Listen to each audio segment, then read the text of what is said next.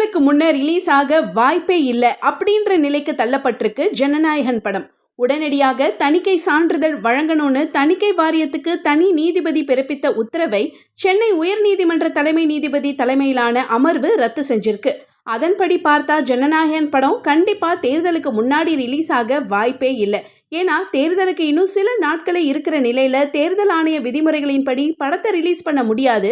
ஏன்னா ஒரு கட்சி தலைவர் நடிச்ச படம் மற்றும் அரசியல் குறித்த வசனங்களும் இருக்கும் அப்படின்றதால இது விஜய்க்கு ஒரு வித விளம்பரமாக ஆகும் அப்படின்னு உள்ளிட்ட பல தேர்தல் விதிமுறைகளை அடி வாங்குறதால ஜனநாயகன் படம் கண்டிப்பா தேர்தலுக்கு முன்னாடி ரிலீஸ் ஆக வாய்ப்பே இல்லைன்னு பரவலாக சொல்லப்படுது. இது விஜய்க்கு மத்திய அரசு கொடுக்கிற அழுத்தம்னு வெளிப்படையாக தெரியறதா கமெண்ட் பண்ற ரசிகர்கள் எழுப்புற கேள்வி என்னன்னா, இது தணிக்கை வாரியத்துடைய பிரச்சனையோ மத்திய அரசு தர அழுத்தமோ தெரியாது. ஆனா இந்த பிரச்சனை மக்கள் மத்தியில விஜய் மீதான அனுதாப அலைய அதிகரிக்காதா? அது மத்திய மற்றும் ஆளும் கட்சிக்கு எதிராக திரும்ப எவ்வளவு நேரமாகும்? இப்பவே படத்தை ரிலீஸ் பண்ணா தளபதி விஜய் நடிக்கும் அப்படின்னு டைட்டில் போடுவாங்க.